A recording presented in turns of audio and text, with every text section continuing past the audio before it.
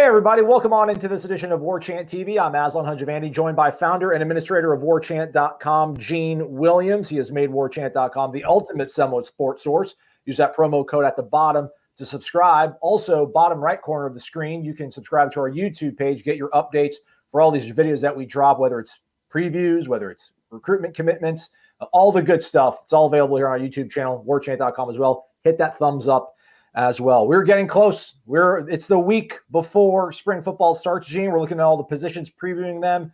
Next up, you got the good one last week, the offensive line. I feel like maybe the linebackers now seem to be kind of wearing the mark of shame when it comes to Florida State segments that might not be performing as well as hoped. The linebacking core has been much maligned for a while. We're hoping that's going to change, but it's been a struggle of late.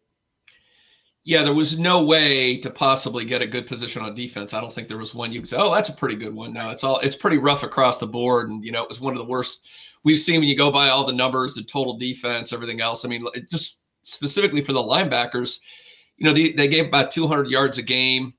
I think it was 5.1 yards per carry. Those are the worst numbers since 2009. I thought it might have been the worst ever, but I forgot how horrific that defense was back then. So, yeah, these guys have struggled. And if you look at even the PFF grades are not good for a lot of these guys.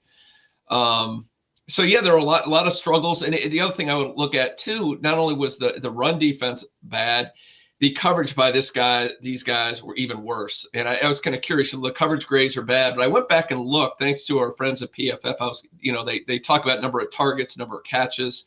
So I was curious, and I went back and looked how many times the linebackers targeted and how many completions were made against them. Well, Aslan, it was about 83.9% of targets towards the linebackers are completed. That was 73 completions on 87 attempts. And I'm guessing most of those 73 were probably on third down plays. At least it seemed like to me all season long. Every 3rd and 6, 3rd and 8, they threw over the middle of the field, isolated a linebacker on a play, and a receiver, linebacker, or running back or tight end was wide open. So, yeah, that was a big struggle in coverage and obviously in the run defense as well. So the positive for Chris Marv is his unit has nowhere to go but up. And there's a lot of experience coming back. The problem is it's the same guys the year before still there.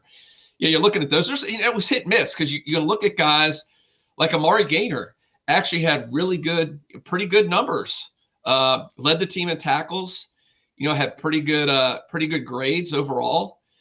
So, I mean, there are some positives there. Now, here's one of the interesting things you do. I think we're going to talk about this in a minute, but, he was kind of that third linebacker when they would go to 3 linebacker sets, or they would go to 5 defensive backs and he wasn't on the field. So I'll be very curious to see how that plays out this year in terms of the starting lineup. Right.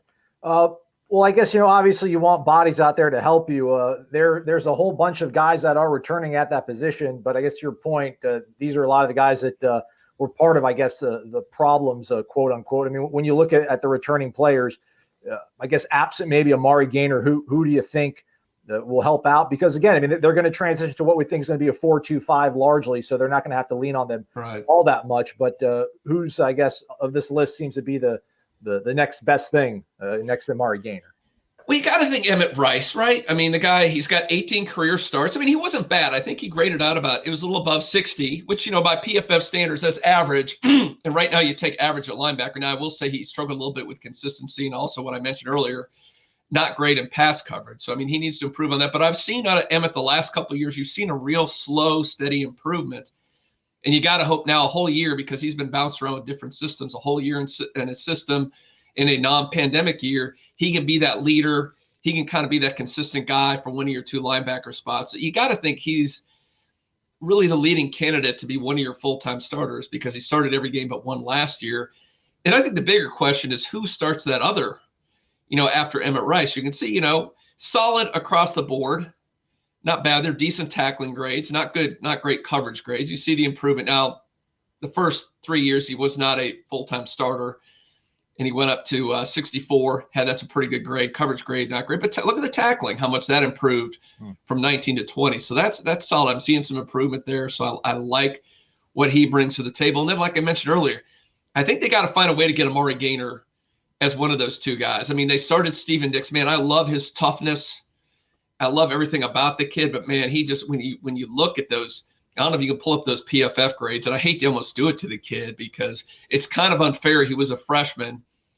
thrown into the fire, and it really isn't fair maybe to do that a first year in a pandemic year of all things. But man, you look at those numbers and they're kind of ugly across the board. I mean, he had of all the defensive players for Florida State that were more or less full-time starters, he had the lowest overall grade, as you can see, that 48.